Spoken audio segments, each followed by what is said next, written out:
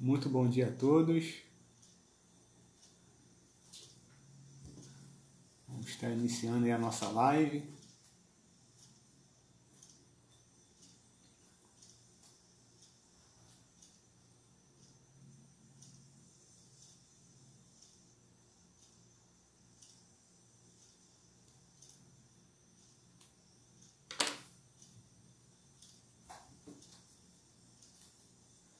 E se alguém já estiver já assistindo, puder dar um comentário aí sobre o som. Como é que está o som, como é que está a imagem. Se alguém puder dar um retorno aí.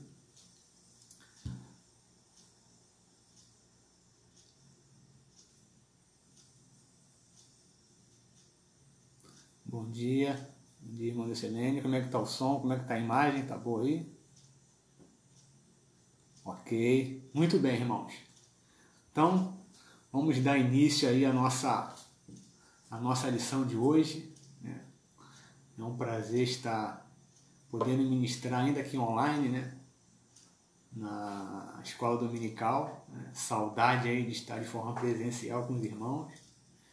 Mas que Deus possa aí nos abençoar e continuar firmes aí até que passe esse tempo difícil, né? Esse tempo complicado. Eu não tenho muita intimidade com live, né, irmãos? Então, né, com esse meio digital, então me perdoe aí se sair alguma coisa errada, mas que Deus possa aí me usar, me capacitar e abrir seu coração nesta manhã. Este domingo de Páscoa, né? Domingo em que a morte foi vencida, né? Glória a Deus por isso. Então nós vamos orar. Vamos orar então para nós, né, Deus abençoar a nossa lição desta manhã. Oremos então. Pai, em nome de Jesus, nós estamos gratos, Senhor, por mais um dia de vida. Um dia, Pai querido, em que se comemora, em que se louva o Teu nome pela ressurreição, Pai. Muito obrigado por ter enviado o Seu Filho para morrer por nós, Pai. Abra o nosso coração nesta manhã, nós possamos ser consolados, Pai, edificados pela Sua palavra. Essa é a nossa oração que te levamos no nome de Jesus. Amém. Muito bem, irmãos. Nós estamos então estudando nesse trimestre a vida de Paulo. Esse ícone, né, aí do Evangelho, o responsável aí para a composição, né, para a maior parte da composição do Novo Testamento, né, foi ele que escreveu.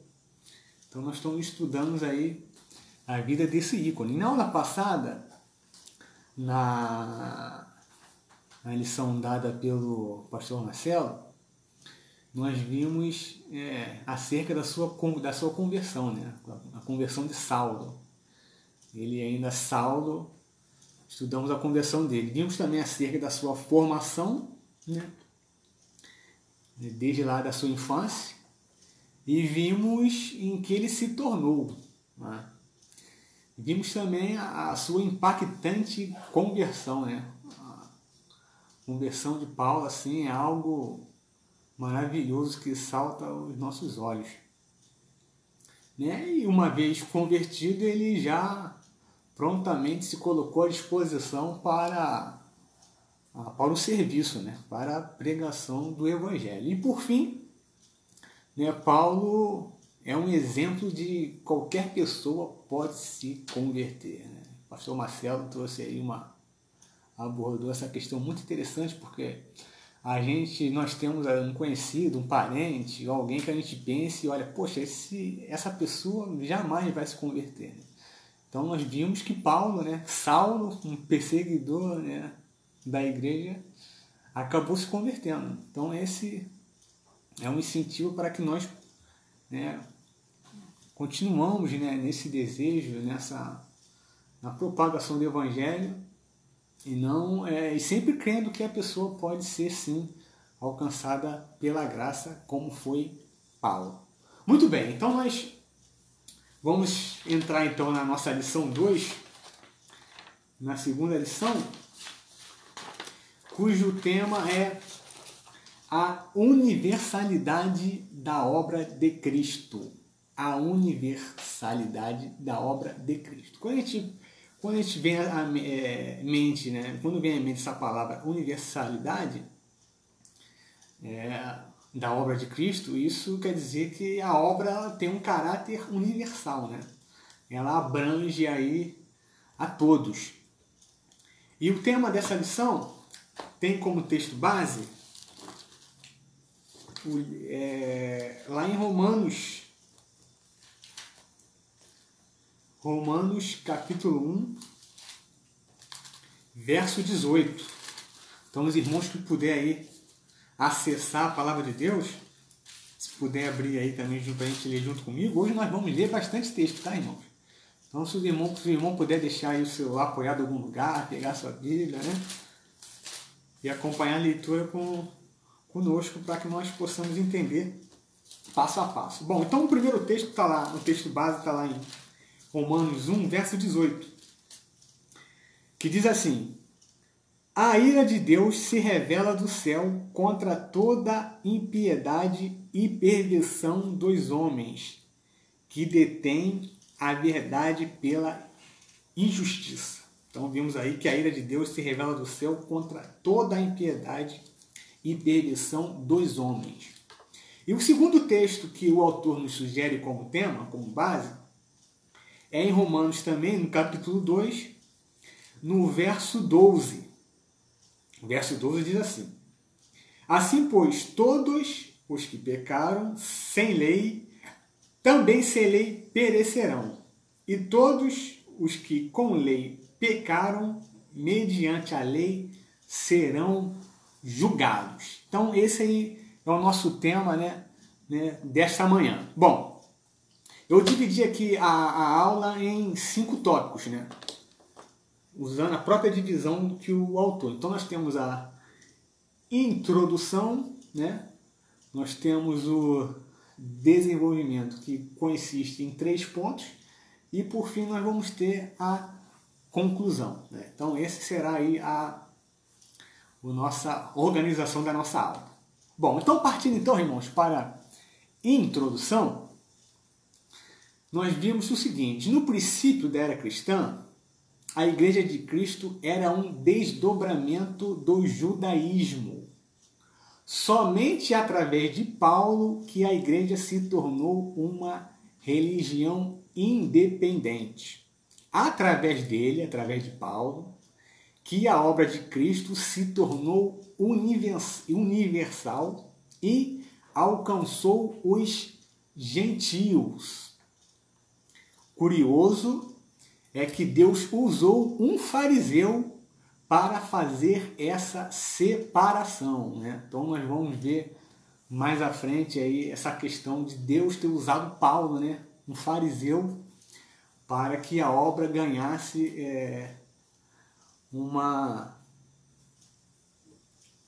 abraçasse, né, de forma universal a todos.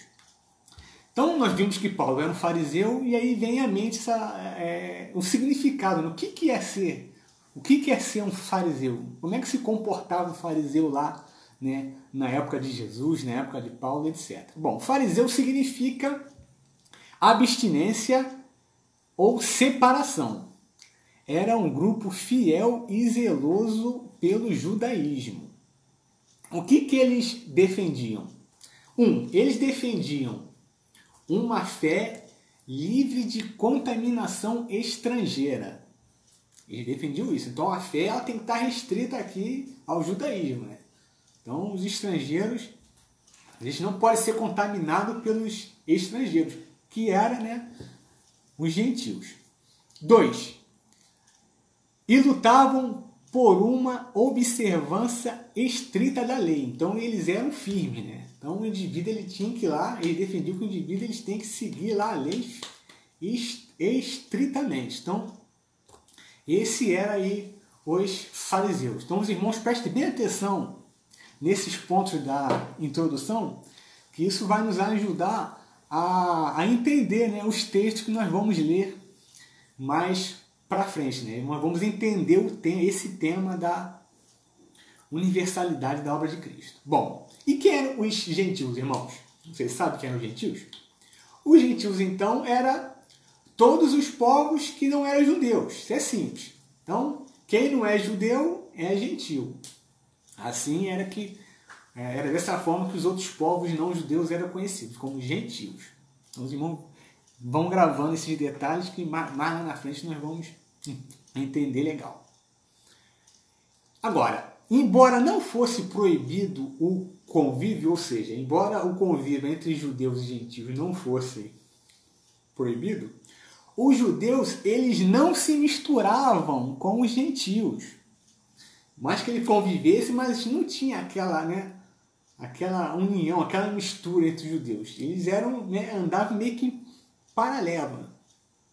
Vejamos 3 razões principais dessa não mistura. Primeiro é que eles não poderia haver matrimônio entre judeu e gentio. Né? Judeu se casava com judeu, né? E gentio se casava com gentio. Não poderia haver esse matrimônio. A segunda questão é que os gentios eles eram pagãos, ou seja, eles adoravam outros deuses, enquanto que os judeus só adoravam o único Deus, que é o nosso Deus, os pagãos adoravam diversos deuses. Então, essa era a segunda razão que o judeu não se misturava. E, por fim, os gentios eles comiam alimentos impuros. Né? Então, eles eram considerados imundos por essa razão. Então, o irmão observa que lá em Levítico, os judeus eles tinham uma série de restrição alimentícia. Né? Eles eram proibidos de comer diversos animais. Já os gentios não, os gentios comiam de tudo. Então, essa é a terceira razão que os judeus não se misturavam. Então, olha que interessante. Por causa das regras da alimentação, os judeus não comiam na casa dos gentios. Né? Então, já que o judeu, olha, eu tenho aqui minha restrição alimentar, eu não vou entrar na casa de um gentio para comer, porque eu sei que ele come de tudo, então eu vou me reservar. Então, havia essa questão dos judeus para com os gentios. Ao passo que, se o judeu se misturar muito com o gentio, era visto como um sinal de contaminação com o mundo e afastamento de Deus. Então, entre os judeus... Caiu a caneta aqui, irmãos. Caiu a caneta aqui, ao vivo, faz parte. Então, o que acontece? Uma vez que os gentios se misturassem, entravam, comiam e tudo mais, os judeus via esse indivíduo que cometia esse ato como uma coisa ruim. Olha, esse cara aí, ele está se contaminando com o mundo, né? E se contaminar com o mundo automaticamente é afastamento de Deus. Né? Então, porém, o gentio ele poderia se converter ao judaísmo, desde que ele se circuncidasse. Então, para um gentio se tornar um judeu, ele deveria fazer a circuncisão. Então, esses detalhes aqui da introdução vai nos ajudar a entender mais para frente algumas questões. Então, partindo então aqui para o ponto 1 da nossa revista, já entrando então no desenvolvimento, o título desse ponto é Inicialmente uma seita judaica. Ou seja, os discípulos, os primeiros cristãos, eram considerados pelos judeus uma seita. O que era uma seita? O que é uma seita, irmão? Seita significa seguidor, né? Então, é uma definição complexa, né? É muito ampla, é muito plural essa questão de seita. Mas a gente podemos dizer assim, então, para simplificar, que o termo é utilizado para designar um grupo numeroso de uma determinada corrente religiosa que se destaca da doutrina principal. Então, a gente tem lá uma doutrina principal, um grupo grande. Em um determinado momento, desse grupo grande sai um grupo pequeno e segue uma outra corrente, um outro ensinamento diferente, do que o grupão, o grupo ele seguia. Nós vamos ver isso, que os primeiros cristãos eram considerados como uma seita judaica, lá em Atos. Se você puder, abra aí lá em Atos, no capítulo 24. Atos, capítulo 24, no verso 14. Olha só o que diz, ó. Porém, Paulo dizendo, porém, confesso-te que, segundo o caminho era, né, a forma como os cristãos eram conhecidos, né, a seita do caminho. Segundo o caminho, aqui chamam seita, olha aí, aqui chamam seita, assim eu sirvo ao Deus de nossos pais, acreditando em todas as coisas que estejam de acordo com a lei e nos escritos dos profetas. Então, o pessoal do caminho lá, os primeiros cristãos, era considerado uma seita judaica.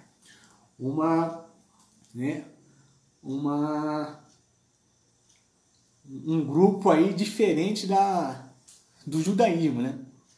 Muito bem. Então, nós vamos ver essa questão, né, de inicialmente ser uma seita, né? Vamos entender por que eles eram considerados uma seita. Então, a partir de agora, irmãos, nós vamos ler aqui bastante texto, tá? Vamos ter uma maratona de textos, os irmãos, se puder acompanhar, será muito bom, os irmãos poderem entender. Então, vamos começar em Atos, tá? Lá em Atos dos Apóstolos, abra aí em Atos, capítulo 1. Em Atos, capítulo 1, primeiro versículo que nós vamos ler, o versículo 8, conhecido de todos nós. Diz assim, ó, mas receberei poder ao descer sobre vós o Espírito Santo, e sereis minhas testemunhas, tanto em Jerusalém, como em toda a Judéia e Samaria, até os confins da terra. Então, vimos nesse texto aqui a ordem de Jesus de proclamar o Evangelho, né, até os confins da terra. Não só em Jerusalém, Judéia e Samaria, mas até aos confins da terra, ok? Passamos então para o capítulo 2, lá no verso 5. Lá no verso 5 diz o seguinte, né, um relato sobre a descida do Espírito Santo lá em Pentecoste. Diz assim, ora, estavam habitando em Jerusalém judeus, homens piedosos, vindo de todas as nações debaixo do céu. Então note que naquele dia, né, muitos judeus de toda parte estavam lá em Jerusalém. Então, esse é o nosso segundo texto. Vamos para o nosso terceiro texto. Ainda no capítulo 2, lá no verso 41, depois que o Espírito Santo desce, Pedro prega, né, para aquela multidão que estava lá, para os judeus, né, que estavam lá. Então, o versículo 41 do capítulo 2 de Atos diz o seguinte, então, os que lhe aceitaram a palavra foram batizados, havendo um acréscimo naquele dia de quase 3.000 pessoas. Ou seja, após a pregação de Pedro, né, quase 3.000 pessoas se converteram a Cristo, né, aquela pregação que Pedro fez. Beleza, aí o que era só os discípulos, né, ganhou já um número considerado de seguidores de Cristo. Ou seja, a seita começou a crescer. E como viviam esses convertidos? Aí é aquele texto clássico maravilhoso que nós vamos ler no capítulo 2, do 42 ao 47. E perseveravam na doutrina dos apóstolos e na comunhão, no partir do pão e nas orações. Em cada alma havia temor, e muitos prodígios e sinais eram feitos por intermédio dos apóstolos. Todos que creram estavam juntos e tinham tudo em comum. Vendiam suas propriedades e bens, distribuindo o produto entre todos, à medida que alguém tinha necessidade. Diariamente perseveravam unânimes no templo, partiam pão de casa em casa e tomavam suas refeições com alegria e singeleza de coração, louvando a Deus e contando com a simpatia de todo o povo. Enquanto isto, acrescentava-lhe o Senhor dia a dia os que iam sendo salvos. Então, ou seja, essa conduta dos primeiros cristãos, né, caía na graça do povo e cada vez mais pessoas iam aderindo a esse segmento, ao povo do caminho, né, a essa seita judaica. Cada vez mais essa seita iria crescendo. Muito bem. Vamos então agora, ainda no capítulo 2, não, o capítulo 2 já foi. Tá. Vamos agora então para o capítulo 4. Capítulo 4 de Atos, versículo 4. Olha só o que diz o versículo 4 do capítulo 4 de Atos. Muitos, porém, dos que ouviam a palavra e aceitaram, subindo o número de homens de quase 5.000. Então, notem que mais um crescimento. Ó. À medida que o tempo ia passando, né, esse relato diz aí de quase 5.000 homens aderiram, né, essa seita judaica, a seita do caminho. Muito bem. Vamos agora para o capítulo 5, passo a passo, para a gente entender essa questão. Capítulo 5, no versículo 12, diz o seguinte, ó. Muitos sinais e prodígios eram feitos entre o povo, pelas mãos dos apóstolos, e costumavam todos reunir-se de comum acordo no pórtico de Salomão. Então o que acontece? Esse povo, né, essa seita que crescia, além de se reunir, né, de casa em casa, nas casas dos convertidos, eles se reuniam no templo também. Aonde no templo? No pórtico de Salomão. Nós sabemos que o templo ele tinha várias entradas, ele tinha vários portões. E existia lá, né, o pórtico chamado Pórtico de Salomão. Então era um comum acordo entre eles. Olha pessoal, tal dia nós vamos se reunir lá no local de sempre, né? Lá todo mundo lá, horário marcado, né? Encontro marcado lá no Pórtico de Salomão. Era lá que eles se reuniam. Muito bem. Vamos então agora, irmão, ainda no capítulo 5, no verso 42. Olha lá. E todos os dias, no templo e de casa em casa, não cessavam de ensinar e de pregar Jesus o Cristo. Templo, casa em casa, a pregação avançando e pessoas se convertendo. Muito bem. Vamos agora para o capítulo 6 de Atos ainda, versículo 7. Olha só que curioso, ó. Olha só. 6, 7. Crescia a palavra de Deus e em Jerusalém se multiplicava o número dos discípulos. Também muitíssimos sacerdotes obedeciam à fé. Então notem, né? Crescia a palavra de Deus aonde? Em Jerusalém. Mas a gente não viu lá no capítulo 1, no verso 8, que a ordem foi não só em Jerusalém, mas Judéia e Samaria até os confins da terra? Por que os discípulos só estavam em Jerusalém? Por que a igreja só crescia em Jerusalém? Por que a ordem de Cristo não tinha sido cumprida até então? Certo? Então o que acontece? Vamos agora para o capítulo 8 de Atos, capítulo 8, verso 1, diz o seguinte. E Saulo consentia na sua morte. Naquele dia, levantou-se grande perseguição contra a igreja em Jerusalém. E todos, ou seja, todas as pessoas que tinham se convertido até então, exceto os apóstolos, foram dispersos pelas regiões de Judéia e Samaria. Opa! Então, parte da região iria começar a ser alcançada, que foi o que Jesus tinha determinado lá antes de subir aos céus. Então, né, nesse contexto aqui, após a morte de Estevão, né, que a gente também viu na aula passada, veio uma grande perseguição sobre essas pessoas e essas pessoas dispersaram. No que elas se dispersaram, né, vamos agora para o versículo 4, no capítulo 8. Olha lá, ó, versículo 4. Entre mentes, os que foram dispersos iam por toda parte pregando a palavra.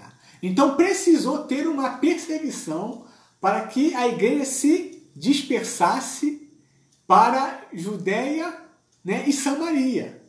Na medida que eles iam dispersos, eles iam pregando o evangelho. Então, né, começou a ser cumprido, né, na verdade, o id lá de Jesus. Muito bem. Só que ainda falta. E os confins da terra? Hein? E os confins da terra? Notem, voltamos à parte da introdução, na separação que existia entre judeus e gentios. Sabe que tinha um conflito, não havia mistura. Como é que o evangelho vai para os confins da terra se os gentios, se os judeus, né, tudo começou com os judeus, eles, né, não se misturam com os gentios? E agora? Né? Muito bem, então nós vamos ver essa questão. Então vamos continuar. Partimos então para o capítulo 10 de Atos, no versículo 14. Versículo 14. Mas Pedro replicou: de modo nenhum, Senhor, porque jamais comi coisa alguma comum ou imunda. Então, esse texto é aquela visão que Pedro teve do lençol descendo, né, com os animais imundos. Aí Deus mandou, olha, levanta, mata e come. Aí ele respondeu, ó, Senhor, de modo nenhum, jamais comi coisa comum e impura. Lembra lá da parte de introdução que os judeus, né, não comiam esse tipo de comida? Então esse versículo ilustra aquilo que a gente falou, né, lá no começo. Ainda no capítulo 10, no versículo 28, diz assim, ó, a quem se dirigiu dizendo, vós bem sabeis que é proibido aos judeus, isso Pedro falando, tá, irmãos? Vós bem sabeis que é proibido a um judeu ajuntar-se ou mesmo aproximar-se de alguém de outra raça. Mas Deus me demonstrou que nenhum homem, né, considerasse comum ou imundo. Então, note mais uma questão que a gente entende lá na introdução. Ó. É proibido o judeu ajuntar-se, ao mesmo aproximar-se de alguém de outra raça. Notou, irmão, essa questão aí do conflito que existia entre judeus e gentios? Muito bem. Então, nesse capítulo 10 que relata, né, a conversão de Cornélio, em que o Espírito Santo alcançou os gentios. Né? Então, o Espírito Santo até então tinha alcançado, né, descido só para os judeus. Né? A partir do capítulo 10, o Espírito Santo chegaria aos gentios também através, lá na casa de Cornélio. Muito bem. Então, o que acontece? Vamos agora para o capítulo 10, versos 44 e 45. Olha lá, ó. Olha o 44.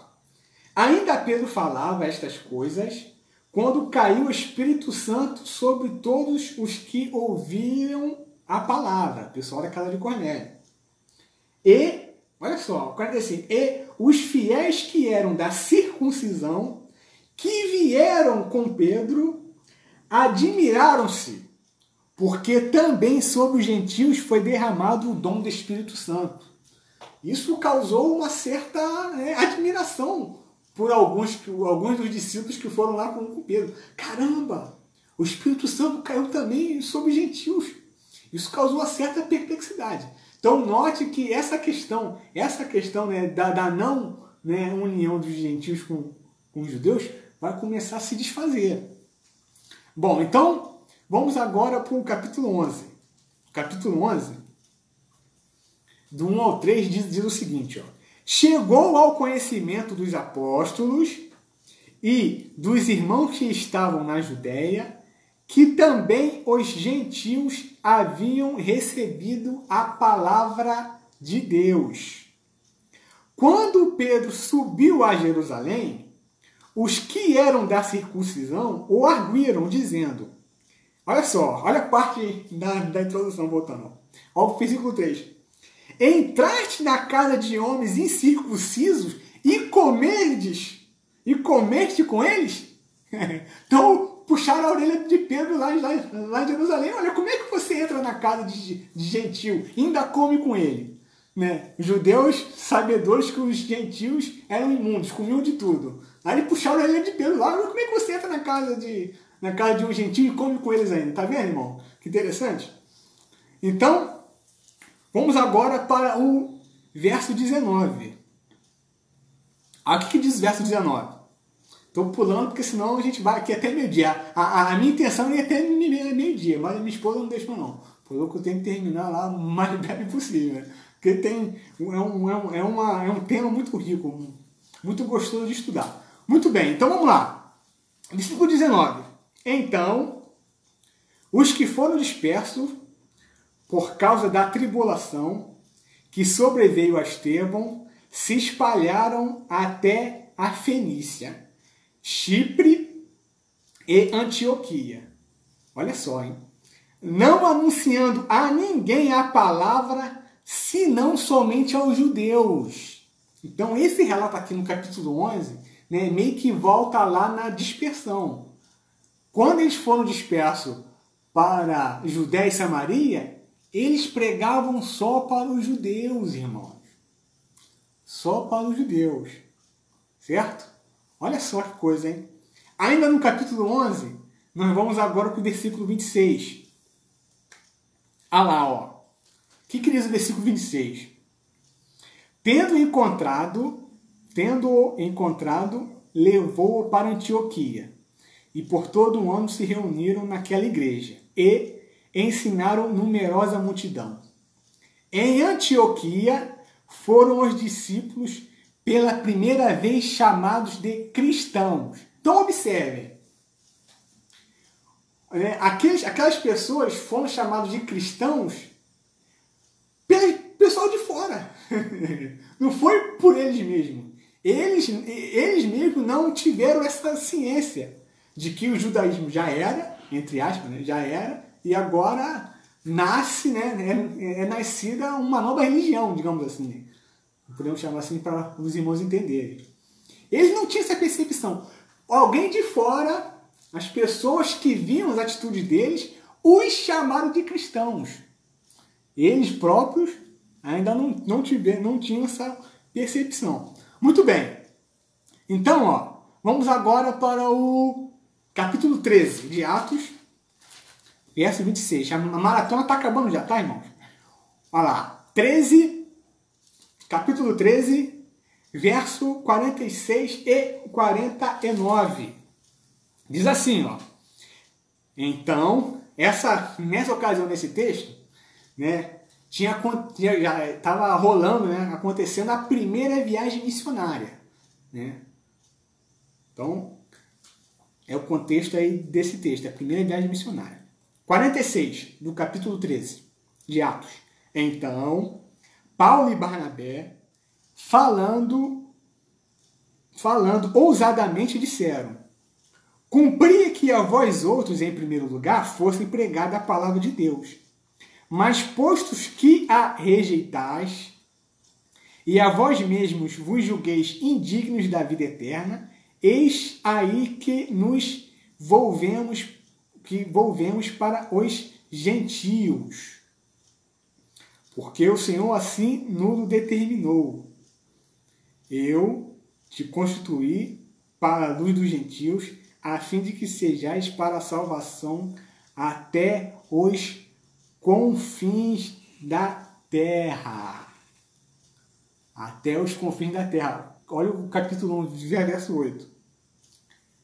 Versículo 48. Os gentios ouvindo isto, regozijavam-se e glorificavam a palavra do Senhor. E creram todos os que haviam sido destinados para a vida eterna. Olha só que maravilha, irmãos. Olha só que maravilha. Paulo lá pregando na primeira viagem missionária, né? Os judeus daquelas localidades rejeitaram. Aí Paulo falou: posto que vocês, né, esse grupo, né, não de forma geral, vocês rejeitaram essa palavra, então nós vamos agora para os gentios, né? Nós vamos então pregar a palavra para os gentios. Os gentios, ouvindo isso, sabendo, voltamos à introdução, sabendo que o gentio, ele não era digno, digamos assim, né, de ser um salvo, de ser um alcançado por Deus, de Israel, por Deus. Os judeus, ouvindo isso, regozijaram e glorificaram a palavra do Senhor. Creram todos que haviam sido destinados para a vida eterna. Então, irmão, através de Paulo, é que os gentios passariam a receber a palavra de Deus. E eles, os gentios, se regozijaram, né? Ficaram alegres, ficaram satisfeitos, porque eles achavam que a salvação não iria alcançar ele. Entende? Vamos agora, então, para o capítulo 15. Então isso, né? Começando lá com Cornélio, né? Vindo a primeira viagem missionária, Paulo dá essa declaração que iria ser alcançado, os gentios iriam ser alcançados, né? E aí nós vamos agora para o capítulo 15. Por quê? Começou a ter um certo conflito, né? Os gentios começou a ser alcançados. Então o que acontece? Vamos lá para o capítulo 15. No verso 1 e 3, por enquanto. Aí eu vou encerrar aqui, tá, irmão? Eu vou encerrar aqui no capítulo 15. Depois a aula vai correr mais rápido e a gente vai encerrar. Tá terminando já. Tem que tentar terminar aí antes das 10. Muito bem. Capítulo 15, versículo 1 de Atos. Alguns indivíduos que desceram da Judéia ensinavam os irmãos: se não vos circuncidardes, segundo o costume de Moisés, não podereis ser salvos. Olha só. Tendo havido por parte de Paulo e Barnabé contenda e não pequena discussão, ou seja, o pau quebrou lá, irmãos. E não havendo pequena discussão com eles, resolveram que esses dois e alguns outros, dentre eles, subissem a Jerusalém aos apóstolos e presbíteros a respeito dessa questão. Então, o conflito estava armado, irmãos.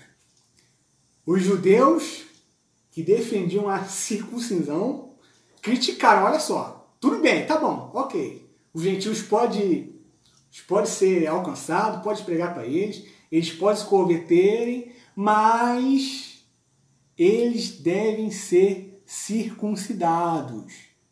Eles não podem continuar do jeito que eles são. Eles precisam se converter. E o sinal da conversão era a circuncisão. E Paulo não. Paulo e Barnabé não. Aí quer conflito e tudo mais.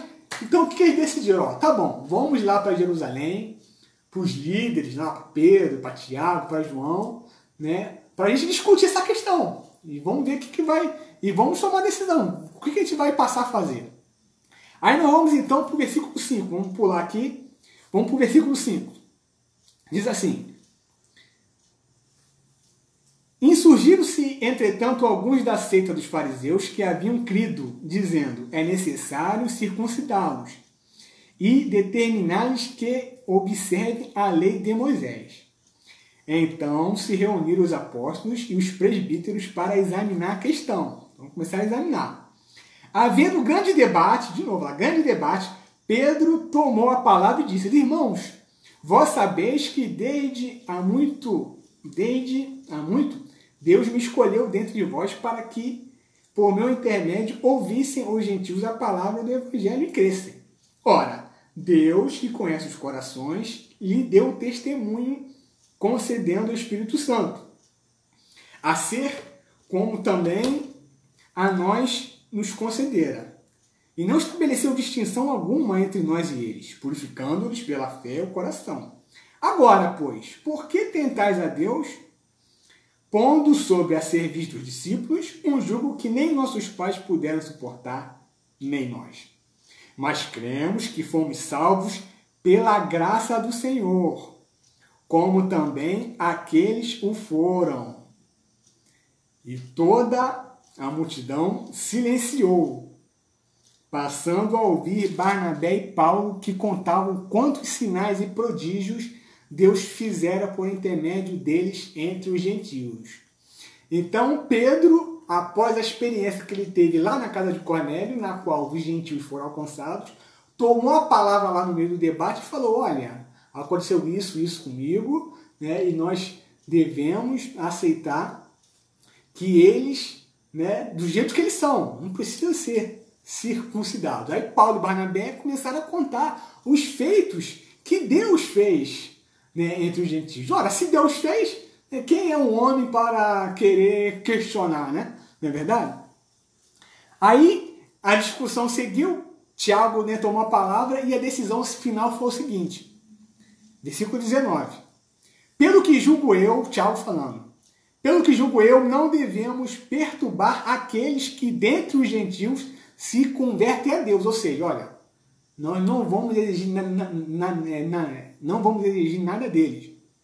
Ou seja, eles não vão precisar fazer a circuncisão, mas escreve-lhes que se abstenham das contaminações dos ídolos, bem como das relações sexuais ilícitas, da carne de animais sufocadas e do sangue.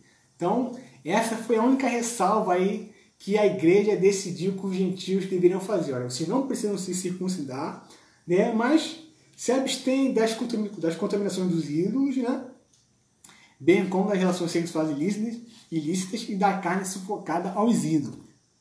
Muito bem, irmão. Então, a partir dessa decisão desde Jerusalém, que os gentios não precisariam ser circuncidados, é que o que no princípio era seita se tornou um grupo, uma religião independente.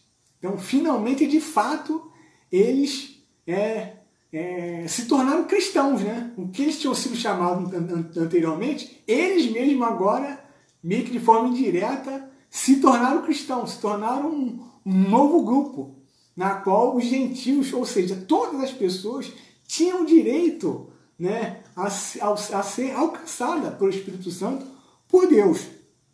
Então nós vamos agora para o ponto 2 da nossa lição, que o título é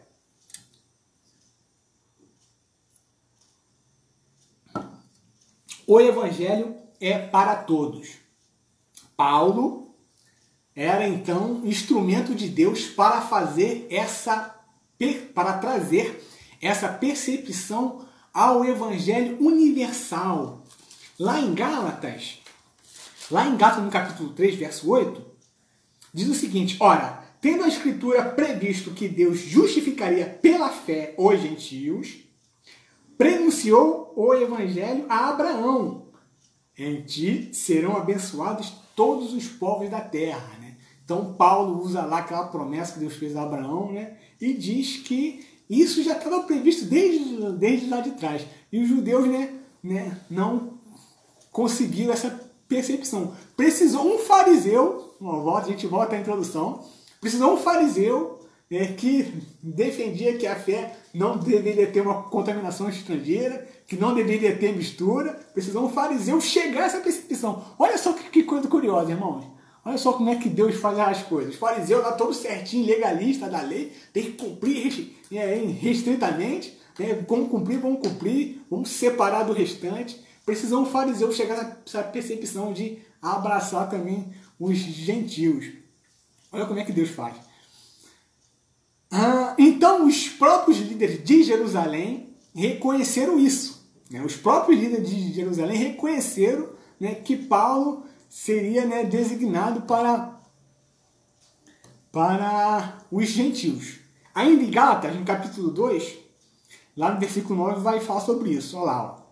E quando conheceram a graça que me foi dada, Paulo falando, Tiago, Cefas e João, que eram reputados colunas, me estenderam a mim e a Barnabé a destra da comunhão, a fim de que nós fossemos para os gentios e eles para a circuncisão. Né? Enquanto então lá a igreja de Jerusalém continuaria, né, tentando alcançar, pregando para os judeus, para os da circuncisão, Paulo, né, junto com Barnabé e mais outros irmãos, iriam pregar para os gentios. Lá em Romanos 11:3, diz o seguinte: dirijo-me a vós outros, que sois gentios, visto, pois que eu sou apóstolo dos gentios, glorifico o meu ministério. Repetindo, 11:3, dirijo-me a vós outros, que sois gentios, visto, pois que eu sou apóstolo dos gentios, glorifico o meu ministério. Em 1 Timóteo 2,7 diz o seguinte: para isto fui designado, pregador e apóstolo, afirmo a verdade e não minto, mestre dos gentios na fé e na verdade. Então, Paulo trouxe para si essa função, né, de ser um apóstolo dos gentios, responsável, né, por levar a palavra aos gentios. Então, irmãos, em suma, o ensino de Paulo é que todos estão na condição de pecadores, é o que diz lá o nosso texto base, né, que a gente leu lá o texto base, todos estão na condição de pecadores. Lá em Romanos 3:23 diz: pois todos pecaram e carecem da glória de Deus. Ao mesmo tempo que todos são pecadores, todos podem ser salvos, e não só judeus. Então, em Paulo, a igreja, a obra de Cristo seria universal, né? É o tema da nossa lição. Através de Paulo, a obra se tornaria universal. Então, ao mesmo tempo que todos estão pecados, todos também podem ser salvos. Lá em 1 Timóteo 2:3 e 4, diz o seguinte: isto é bom e aceitável diante de Deus, nosso Salvador, o qual deseja que todos os homens sejam salvos e cheguem ao pleno conhecimento da verdade. Muito bem. Então é isso, irmãos. Esse era a defesa, né? Esse era o ensinamento de Paulo, que o evangelho era para todos. Último ponto, que é o capítulo 3, né? Chegando já perto do final. O ponto 3 diz o seguinte, isso é importante: universalidade sim, universalismo não. Então a gente precisa entender o seguinte: Cristo é salvação para todos os homens, não de todos os homens. Isso aqui pode causar confusão. Por quê? Existe uma doutrina chamada universalismo. Ela diz que todos os homens serão salvos, independente se eles crerem, se eles vão crer, se eles não vão crer, independente da religião dele, do que eles fazem, do que eles fez, de onde ele nasceu, independente de qualquer coisa, essa doutrina universalista diz que todos os homens serão salvos. Contudo, né, a gente precisa fazer essa separação. O evangelho não é a salvação de todos, é para todos. Então, contudo, o homem ele precisa tomar uma decisão. Vamos ver isto lá em 2 Coríntios, que é o texto aí, a divisa dos embaixadores, né? Ah lá, ó. 2 Coríntios 5, vamos ler aí o versículo 19 e 20. Então acabamos já, tá, irmãos? A saber que Deus, versículo 19, a saber que Deus estava em Cristo reconciliando consigo o mundo, não imputando os homens as suas transgressões, e nos confiou a palavra da reconciliação, de sorte que somos embaixadores em nome de Cristo, como se Deus exortasse por nosso intermédio. Em nome de Cristo, pois, rogamos que vos reconcilieis com Deus. Então, o que acontece? Deus estava reconciliando, né, consigo o mundo através de Cristo. E essa reconciliação continuou através dos seus embaixadores, que somos nós. Olha lá, como se Deus por nós rogasse. Então Deus continua rogando, cabendo a você se reconciliar com Deus. Então Paulo fala, chega e diz, né? Como se Deus por nós rogasse o nosso intermédio, ou seja, Deus usando para a gente continuar falando, para que o homem se reconcilie se reconcilie com Deus, né? Em nome de Cristo, pois rogamos que vos reconcilieis com Deus. Então, cabe a você reconciliar com Deus, porque os embaixadores estão pregando.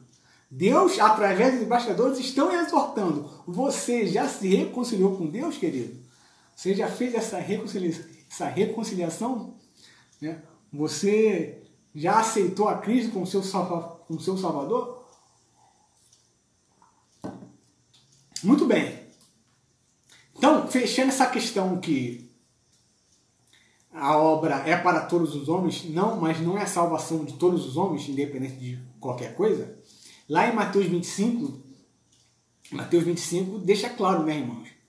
Aquela passagem que Jesus vai separar os salvos para a direita, né, e os ímpios na esquerda. O que ele vai dizer para os que estão na direita?